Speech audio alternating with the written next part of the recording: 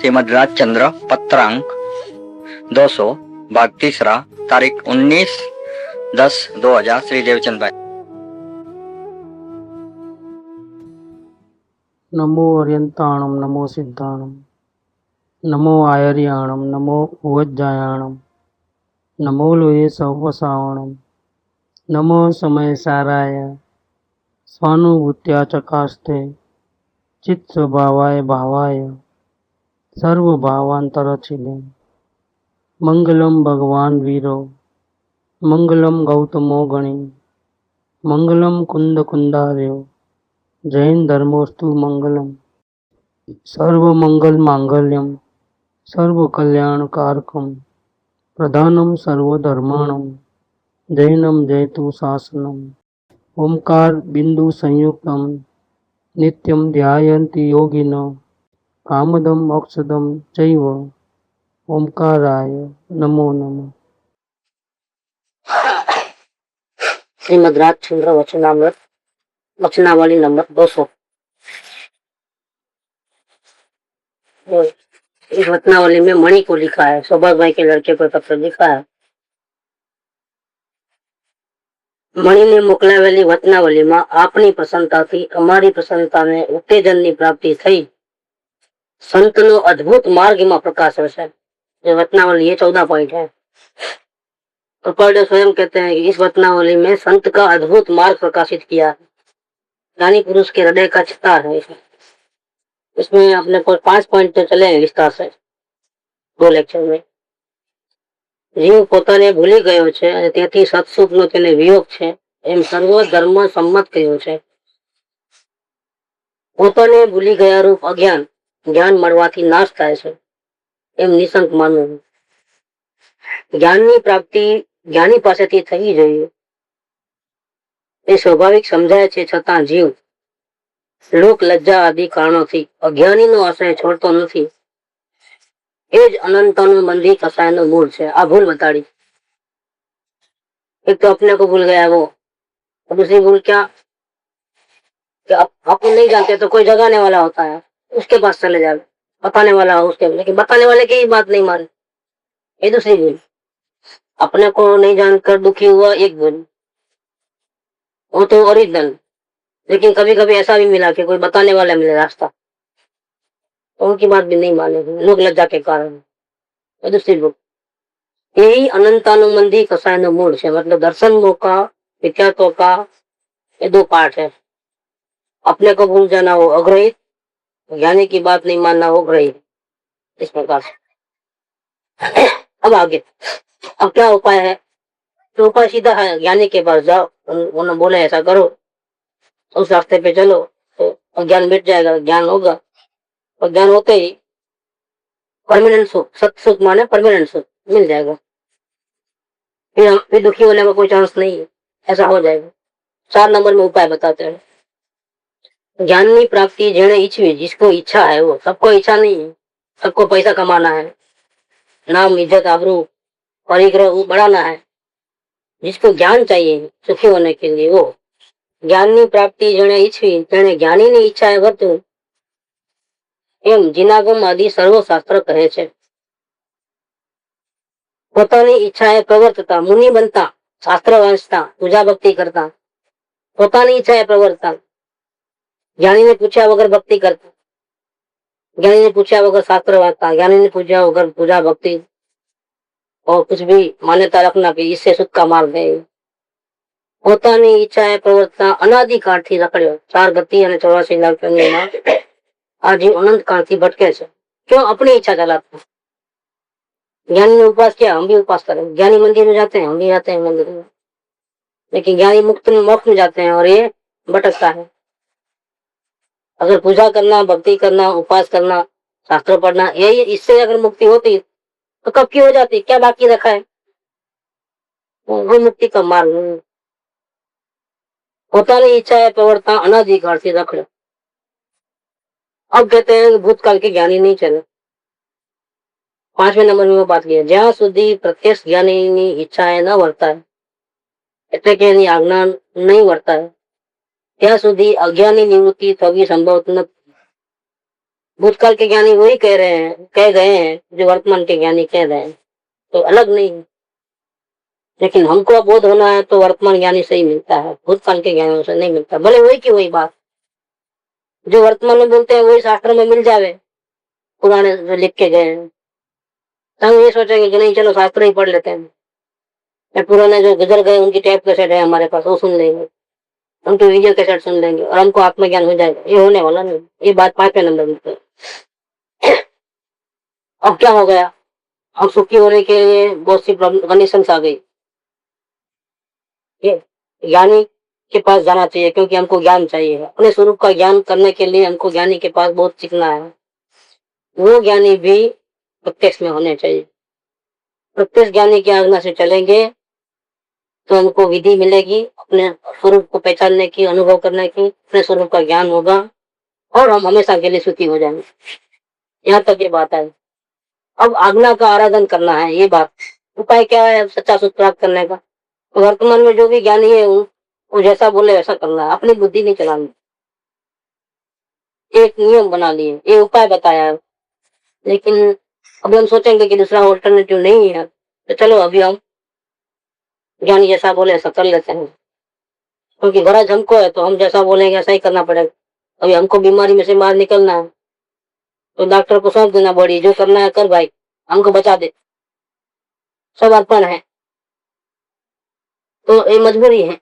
दूसरा अगर रास्ता होता तो करते, लेकिन मुक्ति के मार्ग में दूसरा रास्ता नहीं है। एक होए त्रण काल मां परमारथ नो पंथ, तीनों काल में। तो आज से 2500 साल पहले महावीर स्वामी थे जब, तब शीरा वैसा ही बनता था जैसा आज बन रहा है। शीरा बाद में भी ऐसा ही बनने वाला है। गुड़ या शक्कर का पानी, घी और आटा, वही शीरा है। उसको विधि पूर्वक बनावे तो वही शीरा पहले बनता था, आज बन रहा है, बाद में बन।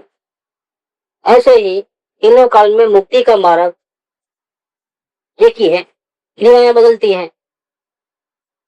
संस्कृत में से हिंदी हो गई धुंधारी, धुंधारी में से हिंदी, हिंदी में से गुजराती, ऐसे लैंग्वेज बदलती है। लेकिन जो आत्मज्ञान करने की विधि हो तीनों काल में एक ही रहती है। तो अभी क्या हो गया कि ज्ञानी की आज्ञा का आराधन करना है, दूसरा उपाय नहीं है, अल्टरनेटिव नहीं है दूसरा, वो भी प्रत्यक्ष चाहिए। तो हमको ये भी चाहिए कि प्रत्यक्ष ज्ञानी है तो हमको खुद को विश्वास आना चाहिए ना, उसके तो माने ना। अगर हमको भरोसा नहीं हो तो जितनी बात हमारे माइंड में बैठती है उतनी माने, जितनी माइंड में नहीं बैठती है तो डाउट आ जाएगा, तो नहीं ये मानेंगे तो हमारा नुकसान हो जाएगा। सब बातें थोड़ी माननी है, थोड़ा अपना ही बुद्धि है कि नहीं, उसका भी इस्तेमाल करना है। बोलेंगे कुएं में गिर जाए तो क्या गिर जाना, क्या कुएं में भरी दोपहर में बोले अमावस की रात है तो मान लेना क्या? ऐसा ऐसा कैसा मान सकते? हमारा वैल्यू क्या? ये तो हम गुलाम हो गए, क्योंकि हर बात को मान लेना हो गया। तो सभी को अल्टरनेटिव एक होने पर भी सभी जीव चाहते हैं शांति, चाहते हैं गुरु के शरण में जाए, उनकी आज्ञा उठाए और हमको शांति मिले। लेकिन भावना एक बात है और भावना के अनुसार कार्य करना दूसरी बात। सब लोग चाहते हैं कि हम अभी तो गलती नहीं करेंगे, जैसा सदगुरु बोलेंगे वैसा ही करेंगे, अपनी मर्जी से बहुत चले, बहुत भटके। अब हम ज्यादा भटकना नहीं चाहते हैं। ये भगवान हम भूल्यो, आतड़्यो, रजड़्यो અને અનંત સંસારની વિટંબણામાં પડ્યો છું। હું પાપી છું, હું બહુ મદોન્મત અને કર્મરતથી કરીને મલિન છું। હું આકડ્યો, રજડ્યો, અનંત સંસારથી ભટકું છું। એ પરમાત્મા તમારા કહેલા તત્વ વિના મારો મોક્ષ નથી। હું નિરાગી, હું અનાથ, નિરાધાર, મૂળ છું, કર્મરતથી કરીને મલિન છું। બધી પોતાની વાત કરે, તમારા કહેલા તત્વ વિના મારો મોક્ષ નથી। હવે હું તમારું, તમારા ધર્મનું, તમારા મુનિનું શરણ ગ્રહું છું। જેમ જેમ હું સૂક્ષ્મ વિચારથી ઊંડો ઉતરું છું તેમ તેમ તમારા તત્વના ચમત્કારો મારા સ્વરૂપનો પ્રકાશ કરે છે। यहाँ तक भावना, पश्चाताप तो है अपनी गलतियों का, लेकिन पाप में भावना है कि आपसे दोबारा गलती नहीं करूंगा, जैसा सदगुरु बोलेंगे वैसा ही करूंगा। थोड़ी मैं अपनी मर्जी से चलता हूँ तो वापिस प्रमादी हो जाता हूँ, आलसू हो जाता हूँ, जागृति छूट जाती है, संसार की भावना वापिस आ जाती है। आत्मा की भावना टिकाना बहुत मुश्किल है बिना सहारे के। एक पहाड़ चढ़ना है तो भी लकड़ी डोली चाहिए, या पहाड़ पे चढ़ना हो तो डोली चाहिए। बारिश चली रही है ऐसा कुछ, तो ऊपर चढ़ने के लिए लकड़ी का सहारा चाहिए। ये तो मुक्ति जाना है, मुक्ति नगर में जाना है, शाश्वत शांति चाहिए। रास्ता हमको मालूम नहीं, अनजाना रास्ता है, तो सदगुरु तो चाहिए ही चाहिए। सदगुरु चाहिए इतना नहीं, वो जो बोले वो मान्य है, ऐसा करके अपनी बुद्धि नहीं लगाना। ये भावना होने पर भी 6 नंबर के पॉइंट में कहते हैं कि ज्ञानी ने अज्ञानु आराधन બધા જીવો કરી सकता નથી। सबको शांति चाहिए, सबको मालूम है कि ज्ञानी के पास जाना चाहिए, ज्ञानी बोले वैसा करना चाहिए, लेकिन क्या करें, ये मान स्वच्छंद छूटता ही नहीं है। मानादि शत्रु महा, निज छंदे न मराय। हमारा मान आडे आवे, लोक लज्जा होवे, सामाजिक बंधन होवे, कुटुंब का बंधन होवे, फिर हमारे में इतनी भावना नहीं होने से हम ज्ञानी को पहचान नहीं पावे कि ये ज्ञानी है, इसकी बात मानना है, तो निर्णय नहीं हो, अंतरात्मा से आवाज न आवे, बहुत से प्रॉब्लम्स हैं। तो छूटना है तो ज्ञानी की आज्ञा में रहने को हम चाहते हैं, लेकिन भावना होने पर भी हम पुरुषार्थ नहीं कर सकते। हाँ, कौन करेगा पुरुषार्थ? आज्ञा में रहना है ऐसी भावना तो बहुत से लोग करेंगे, लेकिन आज्ञा उठाएगा कौन? बात अच्छी लगती है बहुत से लोगों को, लेकिन बात अच्छी लगती है वो बात के अनुसार प्रवृत्ति आराधना कौन करता है? सभी के बस की बात नहीं। ज्ञानी ની આજ્ઞાનું આરાધન તે કરી શકે છે જે एक निष्ठा थी, मतलब एक ध्येय को नहीं बदलता है। तो मुझे सिर्फ आत्म कल्याण करना है। इस शरीर में रोग आया तो थोड़ा बीमारी मिट जाए तो अच्छा, बिजनेस में लॉस हो तो थोड़ा ठीक ठाक कर लूं, बच्चे बड़े हो गए थोड़ा शादी करके फिर आत्म कल्याण ही करना है। ऐसा करके वो ध्येय बदलता है, उसको एक निष्ठा नहीं बोलते हैं। उसको तो नहीं बोलते हैं, लेकिन पहले कोई बोले कि सबसे पहले मैं आत्म कल्याण करूंगा, बाद में संसार का काम निपटाऊंगा, उसको भी एक निष्ठा नहीं कहते हैं। डबल ध्येय हो गया वहां, पहले ये बाद में एक क्रम, लेकिन है तो सब काम करना है, ये भी करना है वो भी करना है। एक निष्ठा माने एक ही कार्य, कोई जिंदगी सफल है सफल नहीं है। मुझे सिर्फ आत्म कल्याण ही करना है, मुझे सिर्फ आत्म शांति ही चाहिए। मुझे इसके सौदे में अगर कोई मुफ्त में स्वर्ग में लेके जावे तो भी हमको नहीं जाना है। नहीं चाहिए संसार की सुविधाएं, सुख सगवड़, हमको तो सिर्फ हमारा आत्मा चाहिए, आत्म शांति ही चाहिए। ये इसको बोलते हैं एक निष्ठा। एक निष्ठा वाला जीव ही ज्ञानी की आज्ञा का आराधन कर सकता है। ज्ञानी ની આજ્ઞાનું આરાધન તે કરી શકે છે કે જે જીવ એક નિષ્ઠાથી તન મન ધન ની આસક્તિનો ત્યાગ કરે। તન મન ધન ના ત્યાગ કરવાની જરૂર નથી। तन को सौंपने की जरूरत नहीं है, मन को सौंपने की जरूरत नहीं है, धन को सौंपने की जरूरत है। तन मन धन की आसक्ति का त्याग करना है। ज्ञानी की बहुत सेवा करे, पगचंपी करे, शरीर की सेवा, उसको खाना खिलावे, उसकी भक्ति करे, काया से उसके प्रति समर्पण हुए, मन से समर्पण हुए, दिन रात ज्ञानी को याद करे, मन से समर्पित हुए, उसके लिए कार मोटर सब ट्रैवलिंग का अरेंजमेंट, तीर्थ यात्रा का अरेंजमेंट, वहाँ पैसा का हिसाब किताब नहीं लगावे, जितना पैसा चाहिए हो, और फिर हिसाब किताब नहीं लगाना, दे तो रहा है लेकिन हिसाब भी नहीं रख रहा कितना दिया है, क्योंकि वापस देना ही नहीं। ऐसा तो फिर आज्ञा का आराधन कर सकेगा ना? नहीं। तो जरूरी नहीं है कि आज्ञा का आराधन कर पाए, क्योंकि इसने तन की सेवा की, मन को समर्पित किया, धन को समर्पित किया, त्याग किया। मूल बात है आसक्ति का त्याग करना है। शरीर मेरा है, मन के कुछ भाव करने जैसे हैं, ऐसा नहीं ऐसा भाव करना है, मन को कंट्रोल करना है, स्थिर करना है, या फिर कुछ दान करूंगा तो मेरे को धर्म हो जाएगा, मेरे को आत्म कल्याण होगा, ऐसी जो आसक्ति, या धन मेरा है, मैंने कमाया है, उसको सदगुरु की सेवा में अर्पण करना है, उनके लिए आश्रम बनाना है, परगोड़ा निकालना है, उनकी प्रसिद्धि सारे संसार में करना है, पेपर में उनका वाणी देना है, उनके नाम पे बुक छपवाना है, उनकी वचनों की, धन लगता है सब में, तन मन धन का त्याग करता है, फिर भी वो आज्ञा का आराधक नहीं हो गए, ऐसा भी बन सकता है। यानी कि आज्ञा का आराधक वही जीव है जो एक निष्ठा से तन मन धन उनकी आसक्ति का त्याग करे और उसकी भक्ति में जुड़ जाए। भक्ति में जुड़ना है, कैसी भक्ति करना है? आत्म कल्याण के ध्येय सहित की भक्ति, अकेली भक्ति नहीं। भैया मैं तो निराधार हूँ, पामर हूँ, मेरे को आप संसार सागर गिरा दो, मैं तो आपके शरण में हूँ, आपका हाथ पकड़ लेता हूँ, आपकी उंगली पकड़ लेता हूँ, आप ही तारणहार, आप ही रक्षणहार। वो भक्ति नहीं, ऐसी भक्ति नहीं। आत्म कल्याण करना है मुझे, आप रास्ता दिखाओ, मैं चलने को तैयार हूँ। कितना भी कठिन रास्ता होगा, सारे संसार के प्रलोभन को छोड़ करके मैं उस रास्ते पे आना चाहता हूँ। लोक संज्ञा जे जिंदगी नो ध्रुव कांटो छे, એ જિંદગી ગમે એટલી શ્રીમંતા ને કુટુંબ પરિવારના યોગવાળી હોય, સત્તાને અધિકારવાળી હોય, તો પણ દુઃખનો જ હેતુ છે। આત્મશાંતિ જે જિંદગીનો ધ્રુવ કાંટો છે, એ જિંદગી ગમે તો એકાકી, નિર્ધન, નિર્વસ્ત્ર હોય તો પણ समाधिનો हेतु है। सदगुरु की आज्ञा के बदले में मैं अकेला पड़ जाऊं सारी दुनिया के अंदर, निर्धन हो जाऊं, निर्वस्त्र हो जाऊं, चारों ओर से दुख आ जाए, तो भी मैं कभी भी प्रतिकूलता को हटाने का प्रयत्न नहीं करूंगा, अनुकूलता को नहीं चाहूंगा, अपना ध्येय नहीं बदलूंगा, क्योंकि मेरा ध्येय संयोग नहीं है। संयोग मिलेंगे बाई चांस तो छूट भी जाएंगे, इसीलिए मैं संयोग को नहीं चाहता हूँ, संयोग की सुविधा को नहीं चाहता हूँ। मैं तो सिर्फ आत्म शांति चाहता हूँ, परमानेंट शांति चाहता हूँ।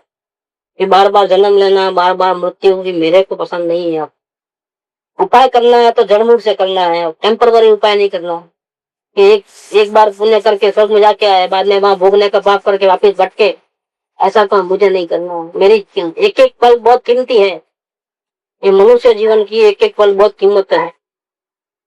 ये मैं इस प्रकार से पुण्य कमाने में और स्वर्ग की तैयारी करने में लुटाना नहीं चाहता हूँ, न पाप के कारण में खाने पीने में कमाने धमाने में लुटाना चाहता हूँ। एक एक पल का मैं ऐसा उपयोग करना चाहता हूँ जिससे मुझे परमानेंट शांति मिले, आत्म शांति मिले। ये मेरा ध्येय है। वो जीव ज्ञानी को पहचान भी लेता है और वो जीव ज्ञानी की आज्ञा का आराधन भी कर सकता है। वही जीव तन मन धन की आसक्ति का त्याग कर सकता है। दान देवे न देवे, लेकिन पैसे का लोभ नहीं रहता है उसको। सेवा चाकरी करे न करे, पगचंपी करे न करे, काया से झुक करके प्रणाम करे नहीं करे, लेकिन तन को सौंप दिया है उसने। क्या लाखों माइल सदगुरु से दूर हो तो भी उसने मन को सौंप दिया है। मन को सौंपना माने क्या? सारा दिन गुरु की भक्ति करना मन में, वो मन का सौंपना नहीं है। पुण्य और पाप के विचारों से विकल्पों को शांत कर देना, निरंतर जागृति में, वो मन का अवगुण। सदगुरुदेव भक्ति करना, वो तो मन को डाइवर्ट किया। पहले वो पैसा करता था, अब परमेश्वर करता है। पहले पाप का विचार करता था, अब पुण्य का विचार करता है। वो नहीं, पुण्य पाप दोनों से रहित जागृति में रहना, वो मन का समर्पण। मन का समर्पण माने क्या? तो मन को सौंप देना उनकी सेवा चाकरी में, दिन भर उनके कपड़े धोना, खाना तैयार करना, एक शरीर से करवाना नहीं सेवा। पैसा दे दिया, आप ला लो कर लो, नहीं, खुद ही करना। कब सेवा? डॉक्टर को बुला के पैकम्पी नहीं कराना, नर्स को बुला कर खुद पैर दबाना, खुद खाना पकाना, खुद सब शरीर को सौंप देना, उनको खिलाने के बाद ही खाना खाना। तन को सौंपा है उसने, वो कोई समर्पण नहीं है। देश से भिन्न चैतन्य का भान, शरीर में आदि व्याधि उपाधि कुछ भी आवे, जरा भी उसका अटैचमेंट नहीं, जिसको नाम है समर्पण भाव। शरीर की चिंता ही नहीं करना। और धन की आसक्ति का मैंने स्वर्ग की संपत्ति का भी लोभ नहीं। स्वर्ग नहीं चाहिए, मुफ्त में भी नहीं चाहिए, सुविधा नहीं चाहिए, आत्मा चाहिए। ऐसा तन से, मन से, धन से, सबसे, तन मन धन और सबसे गुरुदेव की आन सुआत्म बसे, तब कारज सिद्ध बने अपनो, अस अमृत पावही ज्ञानी की आज्ञा का आराधन सिद्ध पद का सर्वश्रेष्ठ उपाय है। ये उपायों को आत्मज्ञान नहीं होता। इसके पहले 62 नंबर में लिखा है एक बात, परमात्मा ने ध्यावाती परमात्मा थवाय છે। કયો પરમાત્મા? પોતાનો નિજ પરમાત્મા, દેહ જગતમાં વિરાજમાન પોતે જ પરમાત્મા। એનું ધ્યાન કરવાથી નિજ પરમાત્મા થવાય છે, मतलब भगवान बन सकते हो, त्रिलोक पूज्य भगवान बन सकते हो। 62 नंबर में परमात्मा ने ध्यावाती परमात्मा थवाय છે, પણ उनको ध्यान करने की जो कला है, परमात्मा का अपने भगवान का ध्यान करने की जो कला है, ध्यावन, ये ध्यावन आत्मा सत्पुरुष न चरण कमळनी विनय उपासना विना प्राप्त करी सकतो नहीं। स्वयं को स्वयं के परमात्मा अंदर विराजमान उसका ध्यान करना है, लेकिन कला तो सदगुरु के पास मिलेगी। वो भी वो देने वाले नहीं है, चरण कमल की उपासना करना है, विनय उपासना करना है तो मिलेगी। तो ध्यावन आत्मा सत्पुरुष ना चरण कमळनी विनय उपासना विना प्राप्त करी सकतो नहीं। निर्ग्रंथ माने राग द्वेष से मुक्त। निर्ग्रंथ मूलवाद भी है और निर्ग्रंथ सर्वज्ञ भगवान भी है, अरिहंत भगवान, सिद्ध भगवान। यहाँ बात करते हैं कि ये निर्ग्रंथ राग द्वेष से मुक्त मूलवाद नहीं, भगवान जो संपूर्ण मुक्ति है, संपूर्ण ज्ञान है, अरिहंत पद में विराजमान है, उनकी दिव्य ध्वनि में आया हुआ सर्वोत्कृष्ट वचनामृत है। तू परमात्मा है, तू सर्वश्रेष्ठ है, तुम अपनी अवस्था को मत गिन, तू सर्वशक्तिमान है, वो सर्वस्व वचनामृत नहीं है, वो तो है ही है। जगत के मुक्त जीव, जगत के फंसने वाले जीव सब परमात्मा ही है असल में। तो वो बड़ा वचन नहीं है। बड़ा वचन कौन सा है? सर्वोत्कृष्ट वचनामृत। ध्यान करने की कला सत्पुरुष के चरण कमल की विनय उपासना से ही प्राप्त होती है, और वैसा ध्यान करने से जीव परमात्मा हो जाता है और हो जाता है वो स्वभाव से, और हो जाता है वो अवस्था से। स्वभाव से परमात्मा है, लेकिन अवस्था में राग द्वेष है। अवस्था में भी राग द्वेष मुक्त होकर के पूर्ण ज्ञानी, पूर्ण वितराग भगवान बनेगा। कैसे? अपने परमात्मा का ध्यान करने से, स्वयं का। लेकिन वो ध्यान की कला सिखाएगा कौन? सत्पुरुष ना चरण कमळनी विनय उपासना विना प्राप्त कर सकते हो। ये भगवान का, अरिहंत भगवान का दिव्य ध्वनि का सबसे टॉप वचन है। ये बात कही हूं। यहाँ पर भी ये बात है, ज्ञानी की आराधना करना ये करी सके, एक जीव करी सके। आज्ञा करना, आज्ञा उठाना, बात समझ में आना एक बात है, बुद्धि में बैठ, लेकिन उसके प्रैक्टिकल करना माने आज्ञा उठाना, वो इतना मामूली बात नहीं, बहुत हार्ड बात। क्यों ऐसा है कि ज्ञानी की आज्ञा संसार के जितने भी जो भोग विलास पंचेंद्रियों के साधन है, संसारिक जो नीति नियम और व्याह, उसका जो ओपिनियन है, अभिप्राय है, उससे बिल्कुल उल्टा है, टोटल उल्टा है। हम जगत को देखते हैं जिस प्रकार से, ज्ञानी की नजर में जगत अलग प्रकार से है। हमको कितने सारे पदार्थ दिखते हैं जगत के अंदर, ज्ञानी की नजर में सिर्फ 6 पदार्थ हैं, 6 द्रव्य, 7 तत्व। इस प्रकार से हमको बहुत सारे पदार्थ दिखते हैं, बहुत सारी गाय दिखते हैं, लेकिन गाय तो एक ही है प्रकार, जाति से। ऐसे बहुत सारे पदार्थ है, लेकिन जाति से विश्व में 6 ही पदार्थ।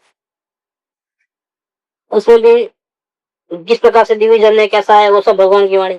हमारी नजर में और भगवान की नजर में बहुत फर्क है। तत्व ज्ञान जो है उनको, ज्ञानी को प्राप्त हुआ है, उसमें और हमारे में बहुत अंतर आता है। नजर में फर्क है, जेवी दृष्टि तेवी सृष्टि। ज्ञानी की आराधना करना है तो सबका बस का बात नहीं है, क्योंकि बिल्कुल उल्टा है। हम समझते हैं कि देखो हमने उंगली उठाई, ज्ञानी बोलते हैं कि तत्वों का अभ्यास करो तो मालूम पड़ेगा कि ये उंगली अपने आप उठी है, ये यहाँ से यहाँ गई है ऊपर तक। उसमें जीव ने अज्ञानता से भाव किए, और वास्तव में तो असल में हकीकत में तो ये सब कुछ जो क्रिया हुआ है, जो भाव हुआ है, उसका ज्ञान हुआ है, जीव ने और कुछ नहीं किया। भूख लगी, उसका ज्ञान आत्मा ने किया है, भूख आत्मा को नहीं लगी है, ज्ञान आत्मा को हुआ है। कि खाना खाने को किचन में गया, वो आत्मा नहीं गया है, शरीर गया, उसके साथ अंदर में रहने से वो भी गया है। जाने की इच्छा, आत्मा ने की, लेकिन गया है शरीर। रोटी को उठाया है, आत्मा ने नहीं उठाया है। चबाया है, आत्मा ने नहीं चबाया है। तो सब जड़ की क्रिया जड़ में हुई है। हाँ, भाव किया है अज्ञानतावश, वो जड़ की क्रिया का अज्ञानतावश जो भाव किए उसका, इन सबका उसी समय में आत्मा ने सिर्फ ज्ञान किया है। आत्मा ने कुछ किया नहीं है, न जड़ की क्रिया की है न भाव किए, लेकिन दिखते ऐसे हैं। वास्तव में आत्मा ने ज्ञान किया है। ये इतना जो बारीक तत्व ज्ञान है वो समझ में आना मुश्किल है। नहीं, मैं देखो दिखता तो है, उंगली उंगली उठाया, तो मैंने नहीं उठाया तो किसने उठाया? भाव तो मैंने किए हैं, तो मैंने उठाया है, दूसरा ने थोड़ा उठाया है। समझ में नहीं आएगा। ज्ञानी की जो आज्ञा है वो अज्ञानियों की आज्ञा, जो थिंकिंग है उससे बिल्कुल उल्टी है। कहते हैं बहुत दूसरों की सेवा करो तो हमको कभी तकलीफ नहीं होगी।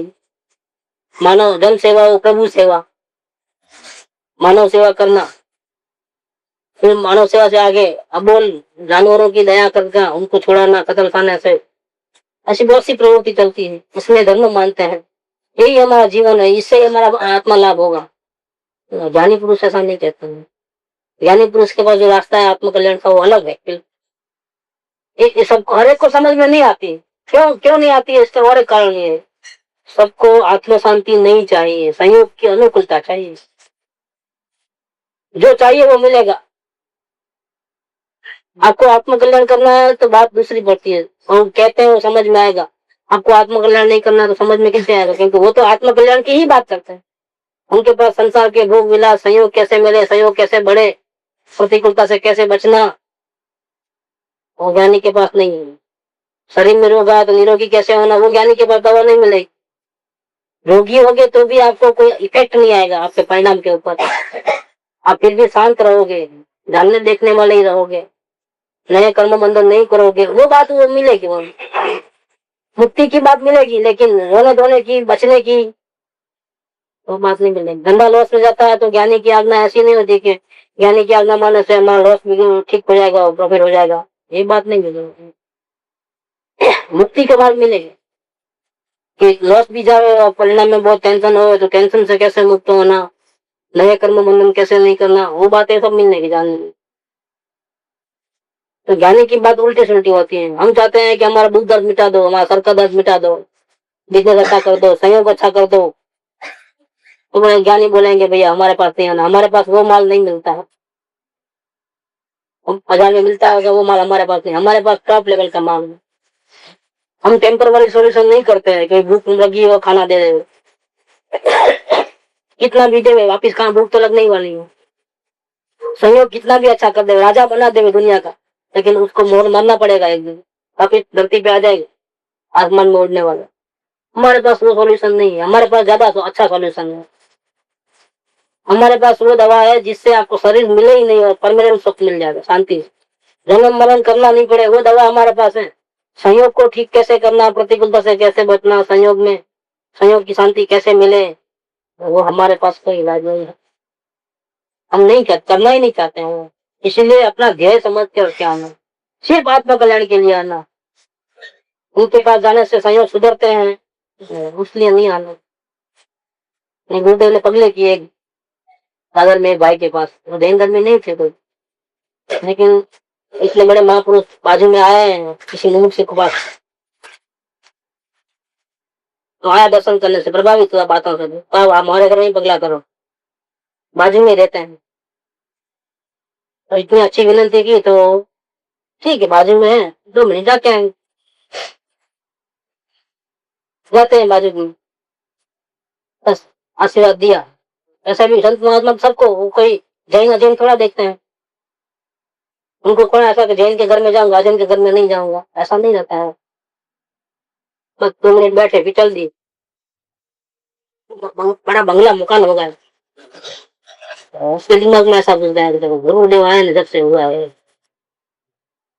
तो पैसा कमाने के लिए उधर जाना, इधर जाने की जरूरत नहीं। और सारे अपने समाज में उधर उधर सब जगह घूमघाम करे, इनके पगले बहुत जबरदस्त है, इन्हें आएंगे ना तो हमारी पूरी नैया पार हो जाएगी, सहयोग सुधर जाएंगे। ये आराधना हो रही कि विराधना हो रही है, क्या किया, तारीफ तो बहुत करता है, जब तुम बम्बई जावे तो दर्शन करने जावे, उनकी वाणी सुने, सब करे।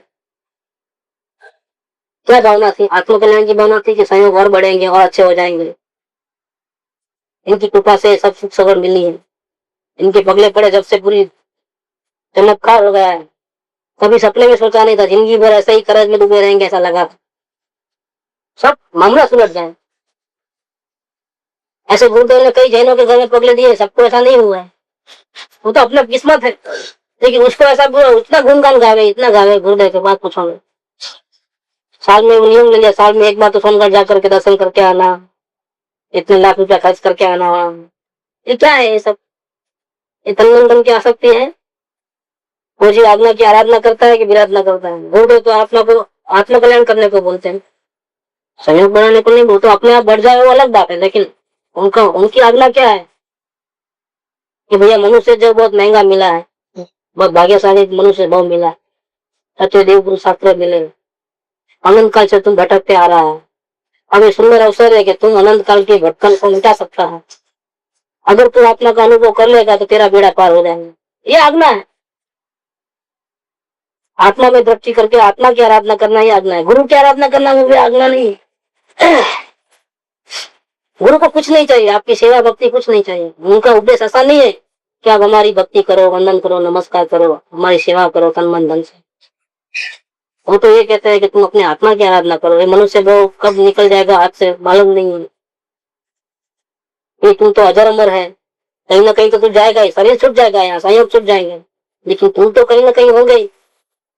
आत्मा को भूल करके अज्ञानता से जो पाप और पुण्य करके कर्म बांधे हैं, उसको भोगने के लिए तुझे दूसरी गति में मिलेगी, तीसरी गति मिलेगी। जब तक आत्मज्ञान नहीं करेगा तब तक भटकन भटकन चालू है। और भटकन मिटाने का अवसर सुंदर आया है। अभी भी तू चेत जा, जागृति में रह करके नए नए कर्म नहीं बांधे, आत्मा की आराधना हो रहे, आत्मा का अनुभव हो, साक्षात्कार हो गए, ऐसा कार्य कर लेते वो जाने की आज्ञा है। लेकिन ये आज्ञा सभी जीव नहीं उठा सकता, क्योंकि आत्म कल्याण करना ही नहीं है। तो आत्म कल्याण कैसे करना, वो बातें सुननी है। देखेंगे हमारे धर्म में ऐसा, तो उनके धर्म में क्या बात बताते हैं। हमारे धर्म में तो इतनी सारी क्रियाकांड है, ये करना पड़ता है, वो करना पड़ता है, सुबह उठ के माला फेरना, ये करना, वो करना, उपवास करना, ऐसी। और पर्व के प्रसंगों में उपवास करना, रात्रि भोजन नहीं करना, ये नहीं करना, और कई प्रकार के। आपके यहाँ तो कुछ है नहीं, भक्ति का भी कोई कार्यक्रम नहीं है। बोले थे ना, कोई बहुत से लोग बोले हैं आपके यहाँ कोई भक्ति भक्ति तो कुछ तो बोल के गए, सुबह काम ऐसा भक्ति करना, चैत्य वंदन और सायंकाल के वंदन और क्या क्या के सब नियम लिख के गए हैं बहुत सारे। आपके यहाँ कुछ भी नहीं है। क्या बात, सिर्फ अवलोकन अवलोकन, क्या अवलोकन? हमको तो भक्ति सजात्म स्वरूप परम गुरु का निरंतर, हम कोई भी काम करे तो जाप चल रहा है अंदर में। रात को 2-2 बजे तो खड़े खड़े हम जाप करते हैं। नहीं बोला थे वो जेठमन की जिंदगी खपा दी उसने जाप। ये बात आपकी पल्ले नहीं पड़ती है ना, हमारी बात नहीं है, कृपाल की बात है। आप कृपाल को मानते हो ना, मंत्र किसका पढ़ते हो, जाप किसके करते हो? कृपाल ने कहे ना, कृपाल ने और भी एक बात की है, वो क्यों नहीं मानते हैं? नहीं नहीं नहीं, बात बताता हूँ, देखो एक में इधर से इधर, इधर से इधर, और हमको कभी ध्यान क्यों नहीं गया? हाइट करे, हमको भक्ति पसंद है भैया, आपको पसंद होगी, लेकिन मार्ग तो ये है, निरंतर अपने दोस्तों का अवलोकन करना, जागृति में रहना, ये मार्ग है। भक्ति करने के बारे में लिखा है 253 में, और तो सुना में तो चक्कर आ जावे, ऐसी बात। 253 नंबर में, गुरु गमे કરીને જ્યાં સુધી ભક્તિનું પરમ સ્વરૂપ સમજાયું નથી, તેમ તેની પ્રાપ્તિ થઈ નથી, ત્યાં સુધી ભક્તિમાં પ્રવૃત્તિ કરતા અકાળ અને અસુચિ દોષ હોય છે। છતાં સ્વરૂપ ચિંતન ભક્તિ સર્વકાળે સેવે છે। स्वरूप चिंतन भक्ति वही अवलोकन, वो आप कभी बाथरूम में भी कर सकते हो लोग, इधर भी, पहाड़ में, जंगल में, महल में, अस्पताल में, किधर भी करो, दुकान में। लेकिन दूसरी भक्ति तो आपको गुरु गम से उनकी पूरा नज करके बाद में करना है, तो बहुत प्रॉब्लम हो जाएगा। भक्ति करने का भी गुरु को पूछना पड़ेगा, कमा की भक्ति करे कि नहीं करे। उल्टा डिस्टर्ब कर लोगे, उनको नींद लेना है और आप डिस्टर्ब करोगे, भक्ति करना है ना आपको, सर दबाओगे, वो करोगे, सर दबाओगे, भैया उन्हें नहीं चाहते, उनको नींद डिस्टर्ब हो रही है, घुस के करना जो भी करना है, तो उल्टा दोष हो जाएगा। आप फायदा समझोगे, नुकसान कर बैठोगे। नहीं कभी। जैसे आप लड्डू पेड़े ले, डॉक्टर ने मना किया होता है, गुरु घी की चीज नहीं खाना है, तले की चीज नहीं खाना है, वो नहीं खाना है, तली हुई चीज नहीं खानी है। वो घर गए तो नहीं, आपको तो खाना ही पड़ेगा। नहीं, आपको तो खाना ही पड़ेगा। सब दल ताल भर के रख दे 32 पकवान, और नहीं बोलते जाए, जबरदस्ती देते जाओगे। अब भक्ति कर रहे हैं कि अभक्ति कर रहे हैं, सभी का हर एक का समझना है किस बातों में कैसा कैसा करना है। सामने वाले की परिस्थिति कैसी भी हो, लेकिन हमको तो हमारे ओपनिंग में आना ही है। आपके हाथ से ही मशीन चलाना है। और ये बात, और सामने वाले को क्या तकलीफ है, क्या होता है, कुछ नहीं मालूम। नहीं, हमारा आग्रह है, आपके बिना तो नहीं होता। पहला हाथ आपका लगेगा। क्या कर रहे हैं आप? क्यों क्यों पहला हाथ आपका लगेगा? आपके हाथ से ही ओपनिंग क्यों? आप नहीं आएंगे तो नहीं चलेंगे, क्यों? ऐसा क्यों? कोई भक्ति नहीं है ये हम ये समझ बैठे हैं कि इनका हाथ लगने से हमारा बेड़ा पार हो जाएगा, संयोग सुधर जाएंगे, मशीन कभी खराब नहीं होगा, धंधा बहुत अच्छा होगा। क्या ये समझते हैं? संसार के कारण में क्यों फंसाते हो? ये भक्ति नहीं है। बहुत सारे ऐसे, एक तो ऑलरेडी वो जिस संसार में खुद फंसे हैं, वही उनको बुरा बोझा लगता है। ऊपर से नया ये भक्ति, हम भगवंत भक्ति है। देखो, प्रेसिडेंट को नहीं बुलाया, एक्टर को नहीं बुलाया, इनको बुलाया, पत्रिका में नाम डाला, फलाना फलाना सदगुरु आ रहे हैं ओपनिंग करने के लिए। सारे समाज में प्रचार हो गया, ये कौन है, ये कौन है, को पहचानते नहीं थे, सब पहचानने लग गए। अब भक्ति की क्या भक्ति की, परेशानी है बहुत।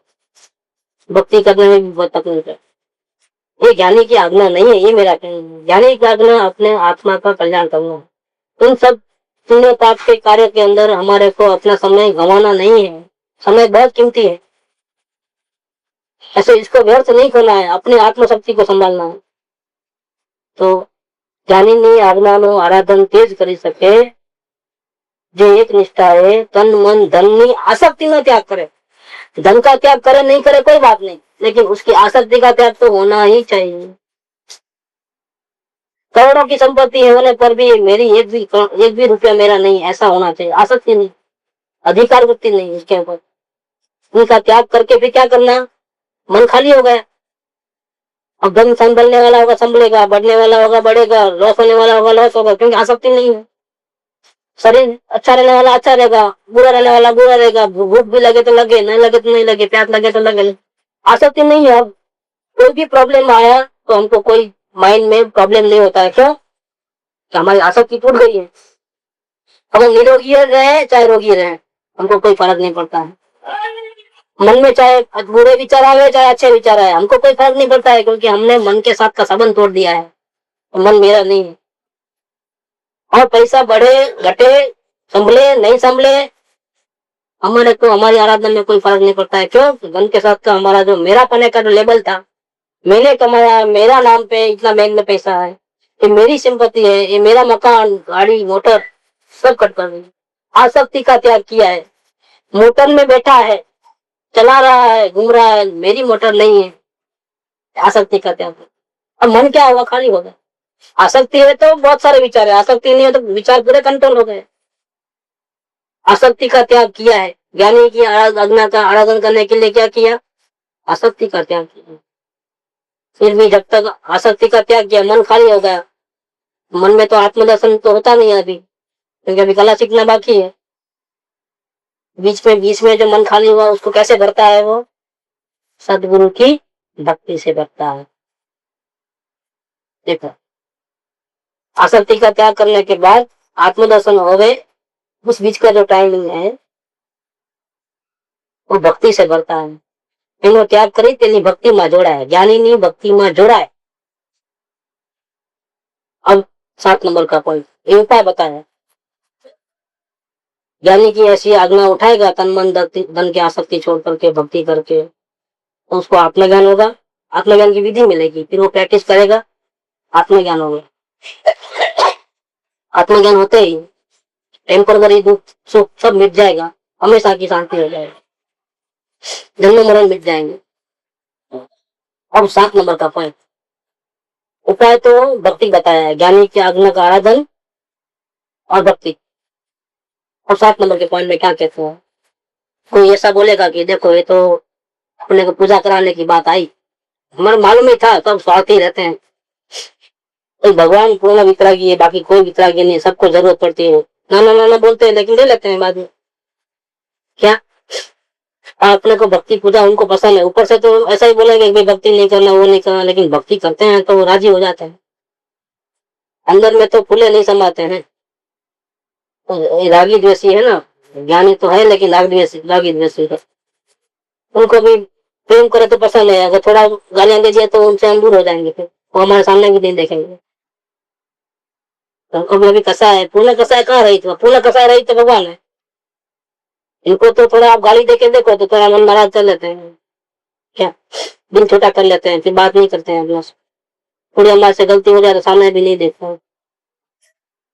देखो तो उनको भी भक्ति चाहिए, इसलिए अपनी बात रख दिया 6 नंबर में कि अगर आपको आत्मज्ञान की विधि चाहिए तो पहले मेरी भक्ति करो। क्या आप चुकाओ तो मैं चुकाऊं, मुफ्त में नहीं दूंगा मैं कुछ माल। ऐसी शरत कंडीशन रखते हैं ये लोग ज्ञानी पुरुष। 7 नंबर में ये पॉइंट बताया है, बहुत सुंदर बात है, उनकी बात बहुत अच्छी है। तो सामने वाले की नजर में और ज्ञानी की नजर में अंतर है ना, इसलिए ऐसा लगे सामने वाले ये तो गुरु दक्षिणा मांग ले रहे, मैं तुमको शिक्षा देता हूँ लेकिन मैं पहले मेरे को वचन दे, मैं जब चाहूंगा तब जो चाहूंगा तुम देगा। फिर अंगूठा काट लेके बोले तो फिर आप ये राइट हैंड का अंगूठा चाहिए, तुम अंगूठा ही चाहिए ना, लेफ्ट हैंड का ले लो ना, तो नहीं चलेगा, यही चाहिए। वो एक लवे का हुआ था ना। फिर आप ऐसा नहीं बोलना कि नहीं मैं ये दूंगा, आपको अंगूठा ना तो काट के देने को तैयार हूँ, लेकिन ये ले लो, यही देना पड़ेगा। ऐसे पहले से मांग ले, आप भक्ति करने को तैयार हो तो मैं ज्ञान दूंगा। तो गुरु भी रागी हो गए, उनको भी कुछ जरूरत पड़ती है, इसीलिए भक्ति करना तो ही ज्ञान मिलेगा, विधि मिलेगी तो ही तुम कृपा दृष्टि से आत्मज्ञान कर पाओगे, तो ही तुझे सुख मिलेगा। सुख मिलेगा अपने आप नहीं मिलेगा, गुलामगिरी से गिर गिरा के मिलेगा। क्या ऐसा किसी को लगे सामने वाले कहते हैं जो के ज्ञानी भक्ति इच्छता नहीं। देख उपाय भक्ति है लेकिन वो ज्ञानी नहीं चाहते हैं अब हमारी भक्ति कर।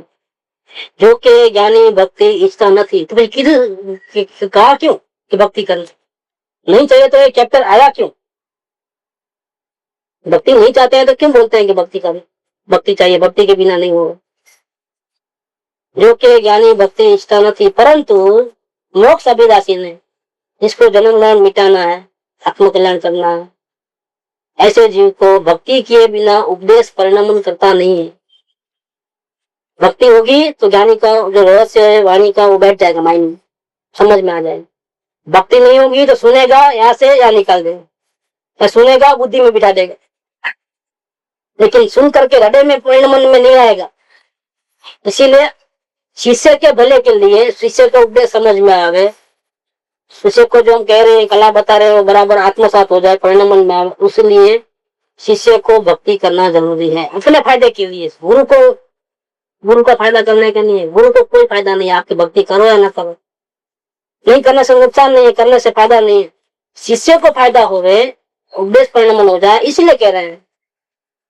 परंतु मोक्षाभिलाषी ने भक्ति કર્યા વિના ઉપદેશ પરિણામ તો નથી અને મનન તથા નિધિધ્યાસન આદિનો હેતુ થતો નથી, માટે મુમુક્ષુએ જ્ઞાનીની ભક્તિ અવશ્ય કર્તવ્ય છે એમ સત્પુરુષોએ કહ્યું છે। मैं कहता हूँ ऐसा नहीं, नरेंद्र पे पकड़ लेते गला पकड़ने में उस्ताद है।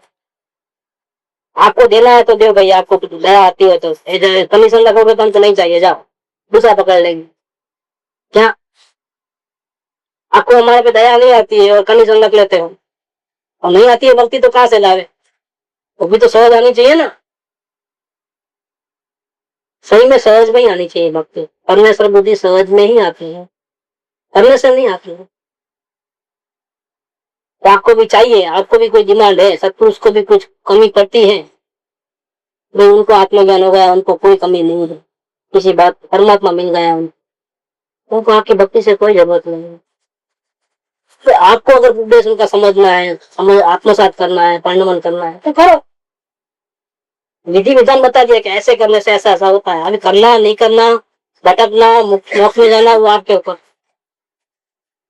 मुमुक्षु है मतलब जिसको आत्म कल्याण करना है उसको ज्ञानी भक्ति अवश्य कर्तव्य छे एम सत्पुरुष है। यहाँ तक तो लिया है 7 नंबर तक।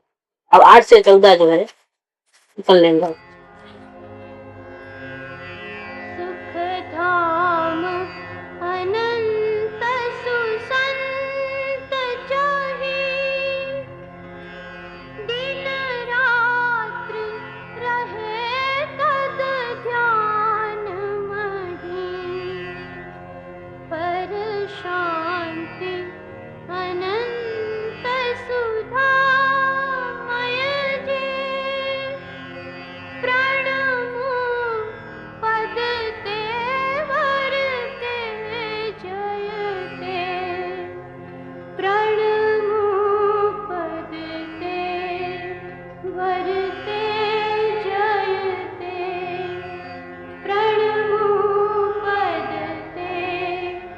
वरते